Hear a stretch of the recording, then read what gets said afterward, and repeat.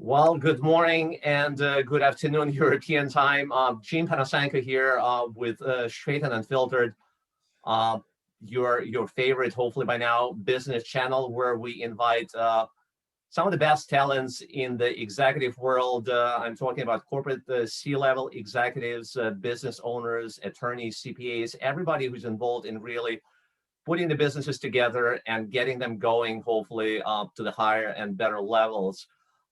We're fortunate today to have a guest from across the pond. I mean, the the effort we're making for you folks here, our audience, trying to get the best, really the best folks, the best guests on our channel. So we have Mr. Jon Watkins, a decorated combat veteran from the UK Special Forces, who has been brilliant and smart and resilient enough to go through everything it takes and become a chief operating officer at a multi-award-winning resilience development corporation based out of the UK. So, Jon Watkins, pleasure having you on my channel.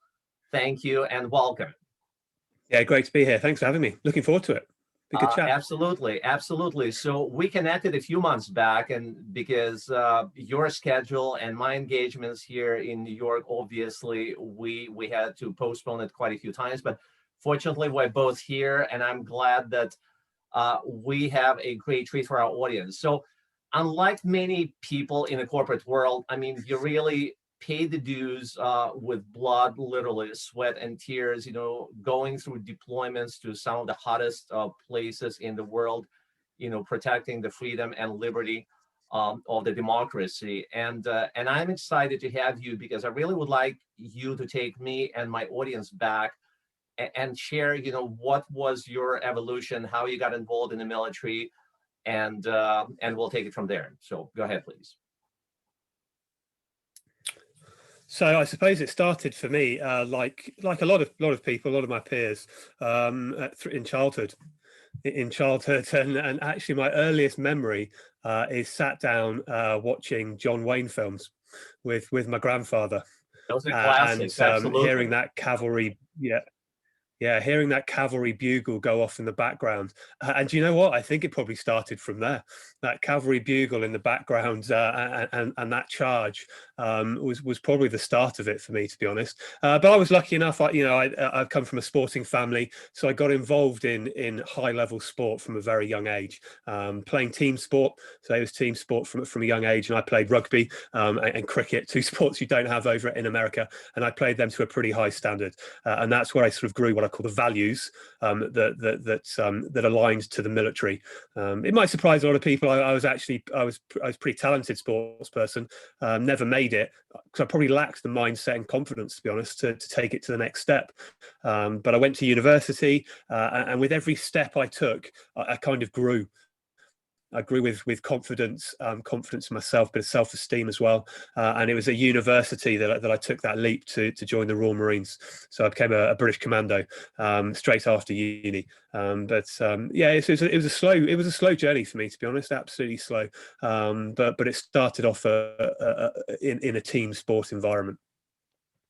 That's what really builds your character. I've been fortunate to meet multiple military veterans. I've been honored to be elected to be a board member of the U.S. Soldiers, Sailors, Marines, Airmen, and Coast Guard Club. So through many years when we would organize multiple fundraising events and functions for the U.S. military veterans, I would be honored and humbled to really meet many brilliant people that in different capacities served the Constitution of the United States, going through multiple deployments.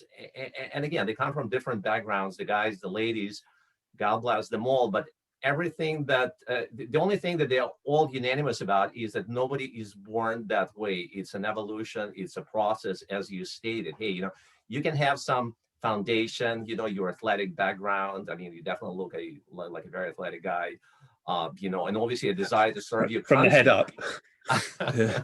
And obviously a desire to serve your country, where you're seeing tons of, gym buffs, gym rats, whatever the names are.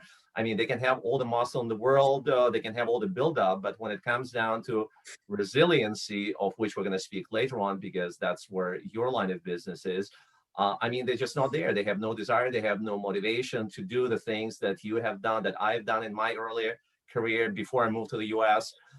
So again, I know exactly what it is, you know, wearing the uniform, carrying the rifle, you know, the weapons, and serving the allegiance that you swore to the Queen in the UK or the government, you know, here in the US and elsewhere.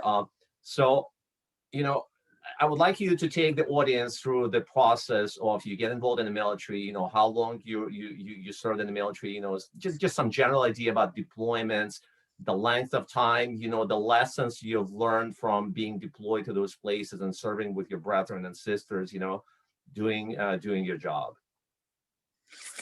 Yeah, so for me, as I said, it started in those first few weeks at university, really, and I was lucky that the local recruiting office came to the university, and I'd actually looked a couple of nights before at UK military units, and this is something that all the people that work in your corporate world will understand.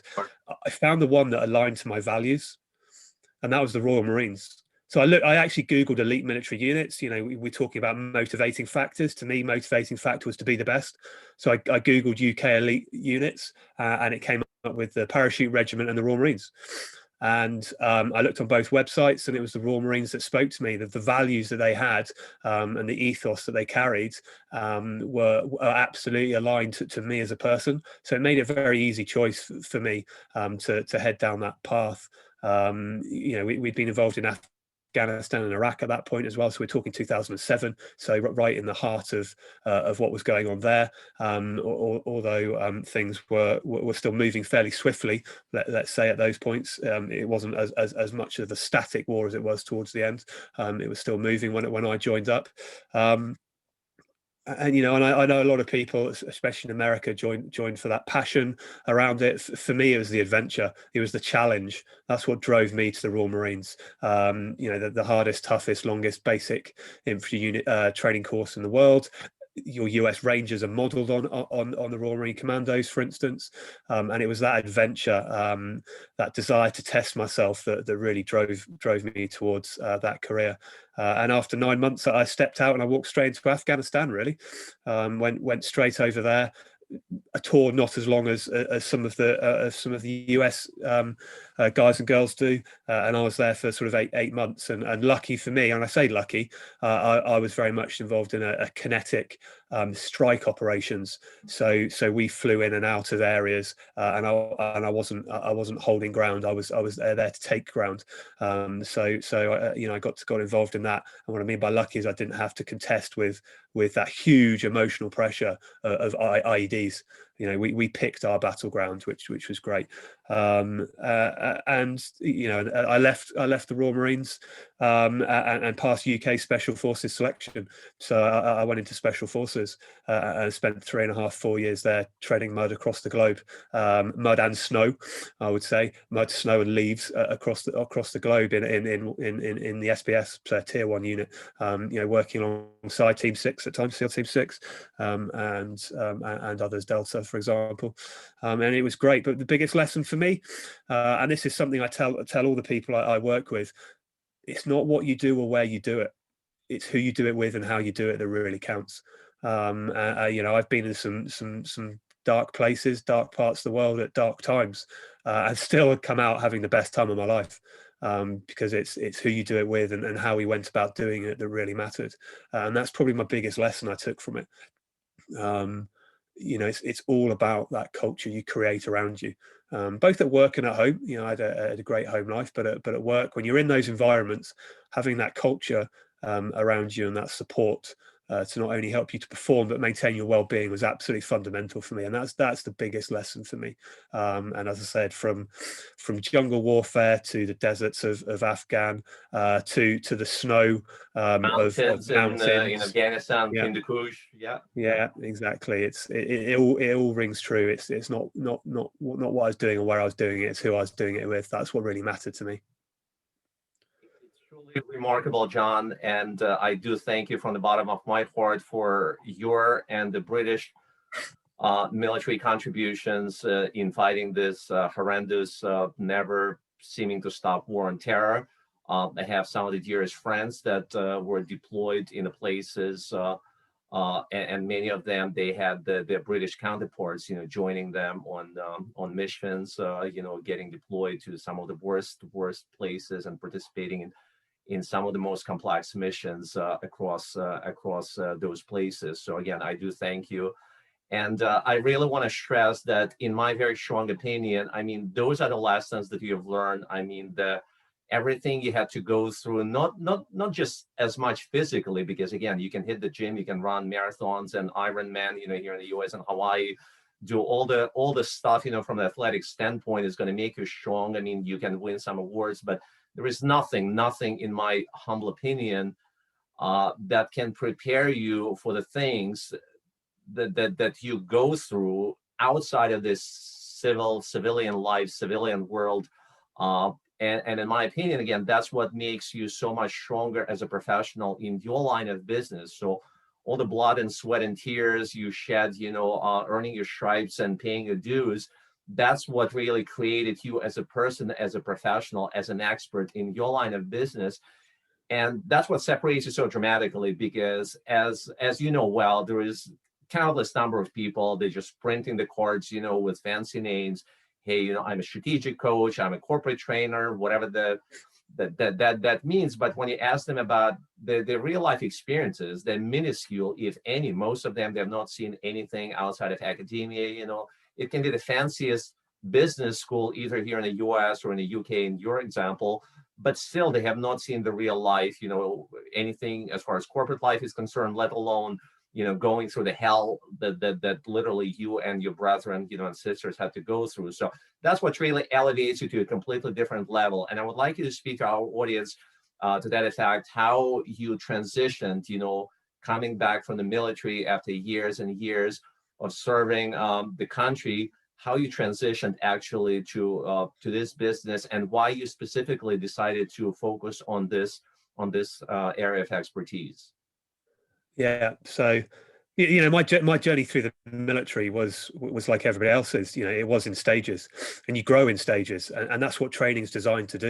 You're not a Royal Marine when you join, you're one when you leave, and it's the same through Special Forces selection. But the thing I think that it's not, blue light responders are similar, similar in terms of the military. But what you really get from the military is your training is all about self-leadership. That's what it comes down to. You're trained to lead yourself, and only once you're able to lead yourself can you really then lead others. So it all starts with that leadership. So that's obviously one of the other big lessons that I've taken. I've recognized how to lead myself. It didn't just start in the military. That journey's still ongoing, and what I learned outside of the military, arguably, is more about me than when it was in it. But as you've said, what the military enabled me to do was to exercise those skills, both in false environments where I learned, and then real environments where it really mattered, where the pressure was really on. And yes, I developed a lot of skills. Develop a hell of a lot of skills in that environment. But what it is that really enables me to transfer that over to other people is a phenomenal methodology that I've got. So I've not only got my own experience and my own skill set, but I've got a great methodology alongside me. And just like every military veteran, and if there's a military veteran out there that doesn't believe this, I think they're missing a trick.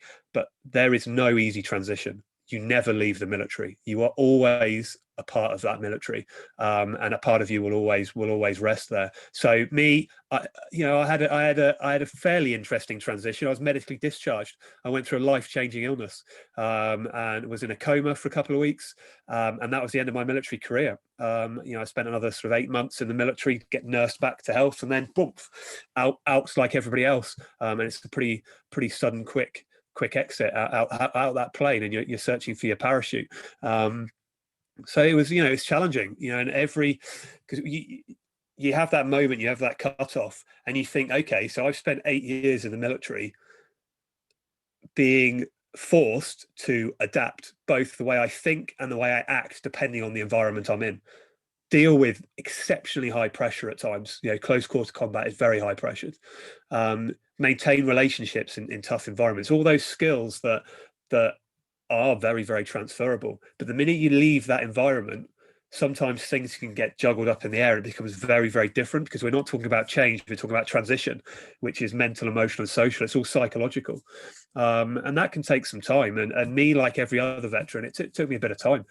And it took me about a year to find my feet and end up in the company that I was in.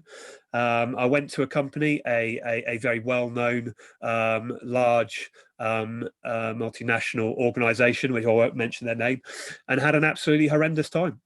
Totally got it wrong. Wrong values, wrong strengths, just wrong culture for me. Totally wrong. And I really suffered. Culture But I is was the lucky. key. Yeah. Oh, it was, yeah, absolutely. My values didn't meet theirs. I wasn't able to use my natural strengths. All of the things I'd learned in the military, I couldn't do, and I really struggled. I really struggled. And there are lots of veterans out there that are in the same boat. What I do notice is that we're so used to just toughing it out and fighting it through, that actually that moment where you hit that barrier in the civilian world is often that point where people just keep going until some, unfortunately, you have that point where they really struggle. I was fortunate that I never got to that stage, because my health dropped. I fell very ill again. So it wasn't mental illness, it was physical illness that stopped me. And that just gave me that chance to pause. That thing we're very, very good at in the military, which is take that, what I call a tactical pause. You just slow down. Yeah, and that enables you to get clarity of thought, so you can go and execute whatever it is you need to go and do. And that's including in the height of battle. There's very long pauses in the height of battle while people gather their thoughts. And I was able to do that over a month. And at that same point, the Resilience Development Company came knocking. I'd already engaged with them a year before, been on their course, which helped me to transition. And it was fairly seamless. And I moved into the world. And what attracted me, people with similar values. I'd been on the program, and I'd seen firsthand the impact it had, because it enabled me to grow, not just through my transition, but I recognized there was a lot of skills there that I did naturally, but I didn't know what I was doing. I now knew what I was doing, so I could replicate them. So it made me a much better, much more effective soldier if I'd known some of these skills before I'd gone down the military route. So that was a fairly easy decision. But I said, it's my values. I was able to witness firsthand the impact this had. And for me, I can remember my first day on selection, Special Forces selection, and a very experienced senior leader stood up and said, "You're going to work in teams of 6 and 8. You have to make an impact. If you are not making an impact, we do not want you. You have to demonstrate value. We do not carry anybody in this game." And that kind of stuck with me, because it was part of my values. It's part of my values in sport as well. But that stuck with me, and I was like, impact. Whatever I do, I've got to be able to see that impact. It's got to, yes, purpose is a word that's banded around a lot. Simon Sinek, start with why. But for me, I had to be able to see that. I absolutely had to see that impact. And this company enabled me to do that. This program that we deliver, the skills we offer people, enabled me to do that. It's our tagline: individual transformation that delivers organizational growth and change. That is what we do. And so that it was a fairly seamless switch, and it aligned to my strengths. So although I had changed role, I was still the same person.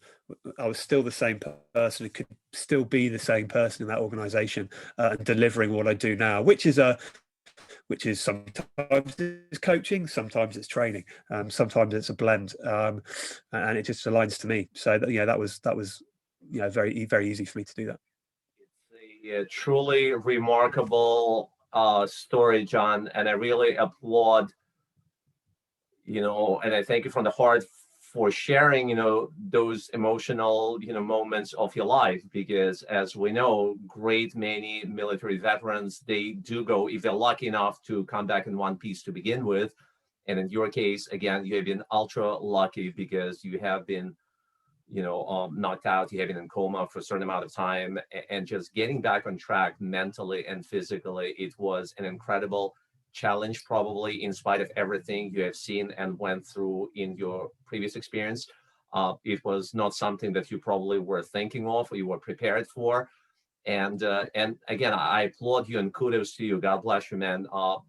We know that so many military veterans, both in the US and the UK, they just end up take their lives. It's very unfortunate. A great many brilliant, decorated, combat grizzled, veterans. I mean, they just can't deal with everything they have seen and went through, and they just ended up taking their own lives, which is extremely, extremely, extremely sad for everybody, obviously. But you really had that strength, that fortitude, that resiliency within yourself, both mental and physical, to realize, hey, your life is valuable. You owe it to yourself. You owe it to the people who care about you, your family, your friends, and ultimately, the corporate UK who now benefits from your expertise that you bring into corporate world.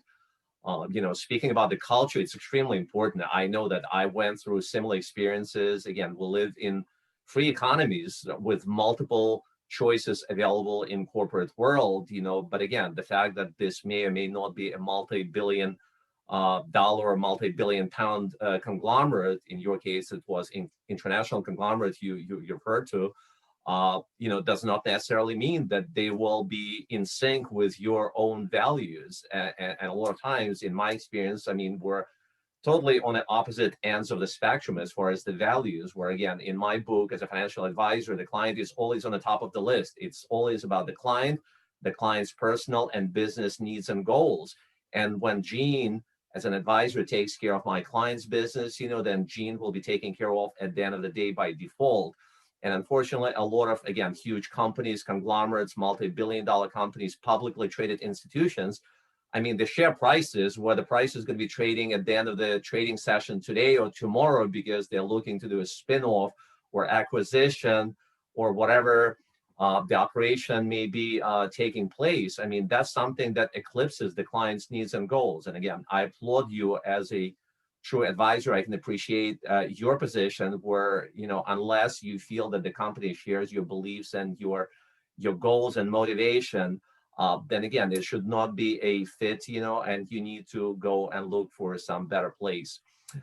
Again, thank you for sharing that story. It's not that easy, though, is it? It isn't that easy. Let's it isn't, is it? Every company puts their values on the wall. It doesn't mean they live them, and that's the key. Well, absolutely. Your talk is easy, as they like saying, and it's really, the proof is in the pudding. So let me see exactly what's under the hood, or the bonnet, as they say in the UK, and we'll take it from there. So again, knowing that the company shares your beliefs and core values is critically important, and that's what gives you a lot more drive and motivation to keep contributing to the company, being a contributor, as you said, in your military service. You cannot be a dead weight. Nobody's going to carry you. You need to show the value that you're looking to bring to the team, at the end of the day.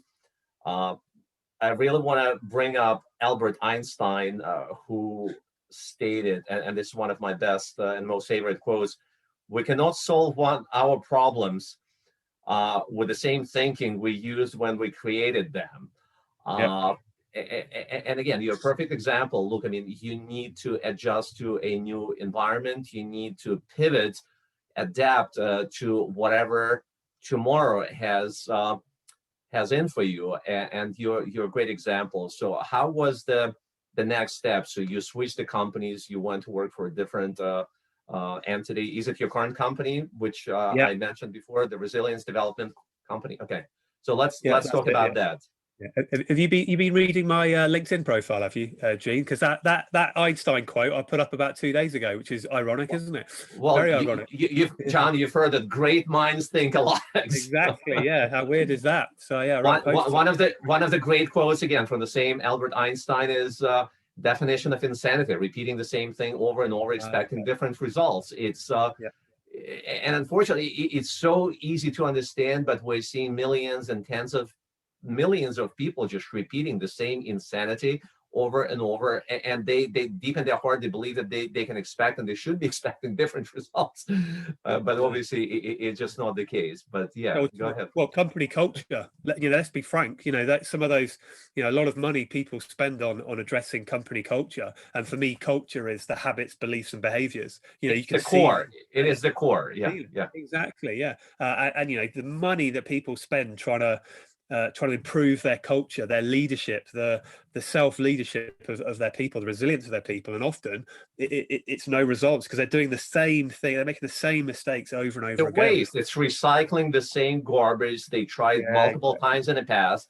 And as you stated, hey, billions and billions of dollars and pounds are being spent by corporate America and the UK, with pretty much delivering nothing, next to nothing as far as results. So it really takes a fresh mind, fresh angle, different approach to probably Absolutely. uncover, what is the best path to the victory. And again, in your case, you definitely came from a different background, from a different angle, coupled with, again, the best economic academic educational background that you can bring to the world, and apply all those values and skills to your clients. So let's talk about that experience, John.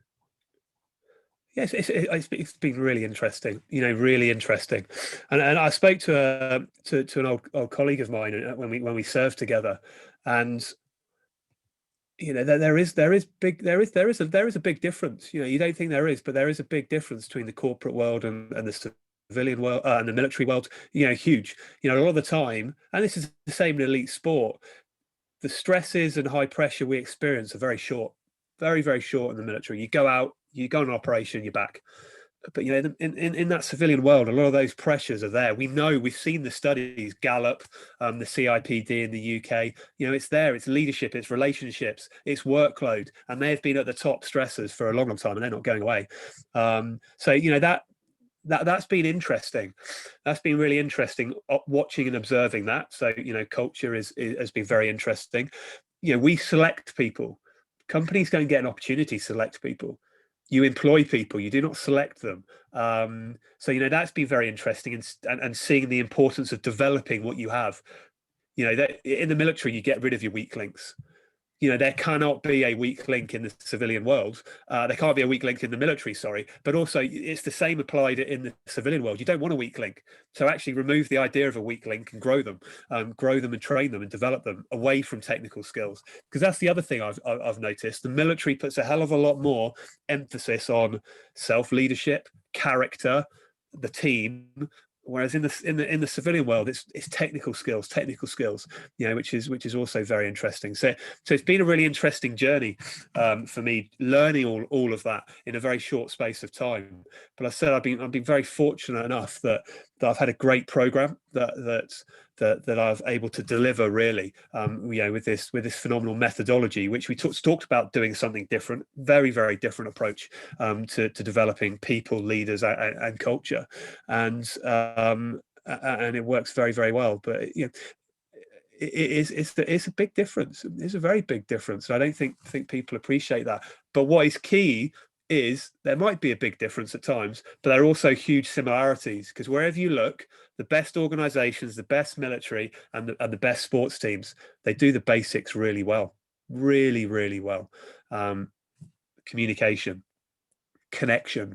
connecting amongst your team, that's absolutely vital, especially in this era where we're doing it via a very strange medium. We're not face to face. We miss out on lots of oxytocin, serotonin, the key chemicals. Working really hard at getting that connection right, setting time aside, that's fundamentally important. How people deal with pressure. How do their leaders and the managers actually manage their people on a day-to-day basis? How do they manage the different pressure thresholds that everybody has so it enables optimal performance? But the biggest thing I've learned from my military career that I really try and emphasize to everybody I'm with is recognize what your strengths are. I'm not talking necessarily technical skills, I'm talking character strengths, and find ways to use them daily.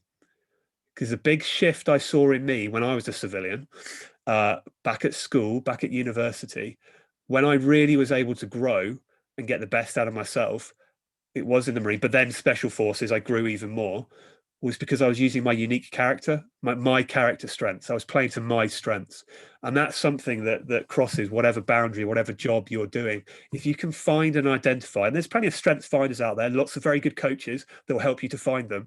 But when you can find that, and you find and identify ways to use them, the elevation, engagement, growth, well-being, whatever word you want to describe, purpose, is absolutely elevated. And as I said, the biggest thing for me, was that doesn't matter what you do or where you do it, it's how you do it that matters. And that character strength is vitally important. Identify you at your best, and find ways to use that. Did that answer your question? I can't remember what your question was, Gene. No, look, I mean, I'm enjoying literally every word coming from you, Jon, and I do hope that our audience watching us on YouTube and listening on all the podcast platforms, they are just having as much of a great time as I do, literally hearing from somebody with your background, how, that incredible experience you acquired through your service, being deployed to all those multiple hellholes worldwide, again, protecting the freedoms in the world, how they have been pivoted, to really accommodate, help, and serve your clients. So it's extremely helpful, extremely refreshing, Jon, and I do appreciate it. And it really just reinforces my belief, and you kind of like touched upon that, and I really would like you to probably more expand on that, how the individual transformation really fuels their organizational success. As you pointed, Luke, I mean, a lot of times, many people, employees, they have no desire. I mean, in the last year, I mean, pretty much the world has been stuck in this lockdown again, induced or not induced. That's a separate topic. This is a business, channel, so we're not going to go into politics. But reality is that a lot of people, they're comfortable just text messaging, emailing when they're sitting really next to each other, in an office, because that's their comfort level. And once you take them out or rip them out of that comfort zone, out of that little bulb they created for themselves, I mean, their entire basically, lifestyle, business approach is completely, affected, if you will. The people like you and I, we are doing so much better because we're face to face, people, communicators. I feel that we're communicating so much better when we can really eyeball somebody face to face. We can interact, face to face, hand in hand, as opposed to, text messaging and emailing when it can and should be avoided. So with all the technology advances, with all the artificial intelligence, I mean, there is nothing that can replace a human talent. And I would like you to expand on, again, your experience of working with individuals and why it is really the individual transformation, not the infrastructure, not the technology, that will contribute to the ultimate success of any enterprise. Yeah. So one of the lines we use, which is just corroborating what you said, really, is that the real barrier to growth for me, it isn't technology. It's those real human challenges of regulation, thinking, mindset, emotion, and relationships. That for me is the real barrier. And if we want to see real growth, for me, yes, technology is very important, but it doesn't matter what technology you bring in. There's still people, there's still teams, there's still emotion, there's still mindsets that get in the way. And we're all vulnerable to the human factors that cause drop-off in us all. The key is how many people are trained to recognize that, manage it, thrive through it. That's the key. Lots of people cope with it, but coping mechanisms tend to come at a cost. So we talk about resilience. For me, resilience and mental toughness, and other people will argue differently, but it's kind of irrelevant in a lot of ways. But I often think resilience and mental toughness is confused. Mental toughness is that I'm just going to keep hammering away, whereas resilience is that ability to adapt and thrive. With mental toughness, you end up coping and surviving. But I said resilience is that key. That key to resilience is about being able to adapt and thrive, no matter what your environment is. And the interesting thing for me, look, this is a freak year, freak 18 months. Very, very strange. But the thing for me is, when things are going really well, when they're really well, you're buzzing. You've had a really good couple of weeks of work. You're always on fire. Some people might not. They go, "What's that? What's that like?" But when you get that point, you are doing things. You are doing things then psychologically, as well as physically, but mental, emotionally, and socially. You are doing things that enable you to feel that way. That's a skill set. That is the skill set. There's a lot of psychology, neuroscience, coaching, all of that stuff, theory behind it, but there is a skill set, which means when things aren't going that well, you can replicate that skill set, which means you can then move yourself from coping to thriving, or whether a lot of our clients go is from good to great. It's not necessarily about we're really struggling here, I don't know what's going to happen. It's that good to great moment. And those are the skills we show people. We show people those skills because, I'll ask you like I ask everybody else, and everybody else in this podcast can nod along or shake along if they want. But how many of you listening, and yourself, Gene, have ever been trained in mental, emotional, and social skills, human skills, if you will? Never been trained. Not that many. I can attest to that. Many of our listeners and viewers, John, they are corporate executives, they're business owners. I know that many of them, they're thinking, well, is it a good investment on my end, hiring somebody, with your background, your experience, to train my staff, my personnel, my employees in resiliency, training, which is what you have been doing. My guess, and again, you are an expert, that's your area of expertise, but my guess would be, hey, when the employees are more resilient, they're going to be less subject to stress. That would probably translate into better productivity. When the better productivity, business keeps growing, so you have more revenue to reinvest into your staff, allowing them more benefits, retention of your employees. I mean, this is just my general understanding of what you're bringing to the table as far as your value proposition. So, but I would like you to please expand on that so that our viewers can get better idea of what you can help them with. Well, I think you've just done it, to be honest. Whether it's us or, I would always advocate, look, we've got that, you've got that line, haven't you? You've got capability, but you've actually got what's actually going on. And that line is significantly below. Whether you look at a team or business level, there is that drop. Where's that gap? I would say in those human resilience skills, as I would call it. So you want to raise that. And you've kind of just sold it to me. You've just said exactly what I'm going to say. So apologies if I repeat it. But whether it's or another company, you are looking to bring somebody in to reduce that gap, if you will, or raise it from good to great. You've identified it. You've seen your people are overwhelmed. You've seen they're overwhelmed, high pressures, workload. You're seeing the drop off in them that you hadn't seen before. Top talent are leaving. All those common factors that show, okay, we need to do something here. We're going through a change. Let's be proactive about this so we enable people to perform through it, not just struggle until they get through it. There are some things I would absolutely suggest. Whoever you go to, make sure there's a longevity to their program. This is not lunch and learns. You can't learn something in 2 days that's going to help your mindset. It just doesn't happen. And make sure they can demonstrate those ROIs. As you said, absolutely fundamental, because at the end of the day, you want to demonstrate business value. You want to be able to demonstrate that whatever we do in the training room is having an impact to our strategy. And that's exactly what we do. So we do a lot of measurement before and after, and it starts with the very basics, that bridge building. We start with, yes, we can demonstrate lower stress, increased psychological safety, reduced anxiety, increased self-efficacy, which is the belief of you being able to do your tasks. We can demonstrate all of those before and after. What's the so what? That's the bit that we really have to know. Increased productivity, hugely important, isn't it? But again, so what? Reduced attrition because everyone's feeling safer, they're lower stressed. We did with one massive international bank, 800 people, reduced attrition by 33%, improved productivity by 7%. Reduce the level of stress, well, actually anxiety, the number of people that are scoring a level of anxiety that would require medical intervention, we dropped it by 40%. Huge reduction for their people. What's the so what? Well, the so what was pretty simple. Their staff were longer. They didn't have to recruit a manager into one of the parts of their business for 18 months. So you've got team cohesion, project those projects that often cross over managers, slow up, they were getting done far quicker. So they're able to throw their products out a lot quicker ahead of what their clients were delivering.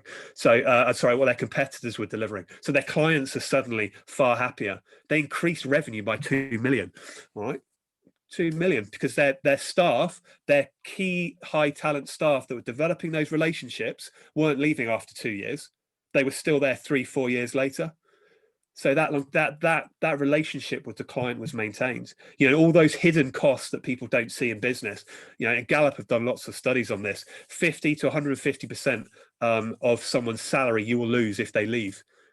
Well, you imagine reducing attrition by 33%, or in the same program, 12% of people said that they were going to leave before they came on this program. 12%, that's 80 people. You do the maths. You know, so absolutely, look, you've got to, when you invest in people and training people, you have, let's be honest, money matters. You have to look at that element, and you often have to go one step further. And that's what we demonstrate to our clients. You know, it is the bottom line. Yes, it's the feel good factor. You can see it, you can feel it. We can tell you all about reduced stress. What's the so what? What is the so what? And often it is around that bottom line. And this was a service industry we were working with, but we've worked with adult social care. £500,000 they saved because their decision making, their personal biases were potentially getting in the way without them knowing. So actually it unlocked their creativity, unlocked their decision making, and they were able to speed it up. So actually they were able to deliver £500,000 saving in 1 year. £500,000 ROI nearly in 1 year.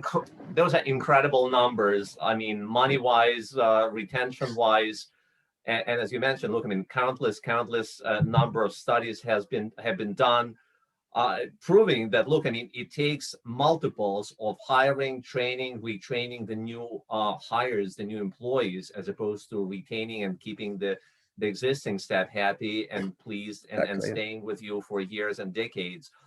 So obviously the value is incredible. The numbers are extremely compelling.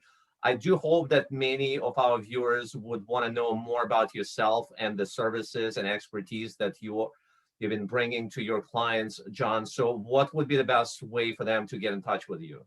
Just a couple of things. We're going to post all that information on the description box of this interview, but I just want to state it as we're still having you here on the channel. Yep. Yeah, so usual means at ResDevCo for Twitter. Follow us on Twitter. Resilience Training, resiliencetraining.co.uk is our website, or just Google Resilience Development Company. We come right at the top with a lot of them. Resilience Development Company. You're also on LinkedIn, right, Jon? And please, yeah, link in with me. You're also on LinkedIn, and hopefully you have all the contact information with your website and 100%. Your email and whatever the easiest ways of getting in touch with you. You know, so again, you can spread those pearls of wisdom, and hopefully many executives and businesses, not just in the UK, but also across the ocean here in the US, can benefit from what you bring to them. And check out our blogs. I'd say our blogs. We do a lot of. We're a social enterprise at heart. We want to give everything away for free. We can't. We work a lot with schools for free in our community for nothing, and have got some exceptional results, mind-bending results in those environments. My point being is our blogs, there are some really good blogs in there that if you haven't got the money, in our blogs, we'll talk you through some of our skills. I've done one from a bad day. How do you deal with a bad day? You know, and those are really interesting questions as well. So if there are execs listening, you know, do we need to invest in this sort of training? Or just ask yourself, or get your managers to do, how do you deal with a bad day? What happens if you've got 3 bad days in a trot? Most people can't answer that. Sleep on it, hope it gets better, tough it out. Well, learn the skills that help you to do that. How do I raise the engagement of my team? If my team are stuck and not able to move forward, what skills do I use? If there's someone who's presenting an obstacle to a change, what skills do I use to move them and unlock them without sending them on their way? You know, all those key questions that block change and growth at an organizational level, they're often answered by people and training them. And if you can't answer those questions, that's the time where you bring in the specialist to give you those answers. And for us, people do it different ways. Consultants, coaching. For us, it starts with training. Give people the skills so they do it themselves. Then you can build coaching on top of that and consultancy around it. But it all starts with raising the level and bar of your people to the self-leadership level, not military level. I'm not, you know, that's another conversation. I was mentally tough with resilient traits. I was a hammer and I treated everyone like nails. It doesn't work normally. All right. So you can't just have those people in your organization. You've got to have those resilient people that are aware of everybody else that's around them as well. But that's what I'd suggest to people out there. You know, those key questions. Can you answer them? No, you need people to come in. Well, again, Jon, I can't thank you enough for getting on this channel. Extremely interesting, helpful, real pearls of wisdom. A lot of great information that any business owner should look into and hopefully benefit by utilizing your advice and expertise. So again, I know you have other engagements for for the rest of the day. And I do appreciate, again, you're getting on the channel. And to our audience, I do hope that you folks enjoyed it. And hit subscribe, and hit like, and please keep spreading the word about this channel and sharing it with your community on LinkedIn, on Twitter, on Facebook, whatever, Instagram, other social media channels. Again, thank you very much. Until soon, we'll be back in just a couple of days with a new episode. And again, Jon Watkins, thank you very much, and thank you for everything you've done for the country. God bless. Yeah, great. Thanks for having me. Thanks See you very later. much.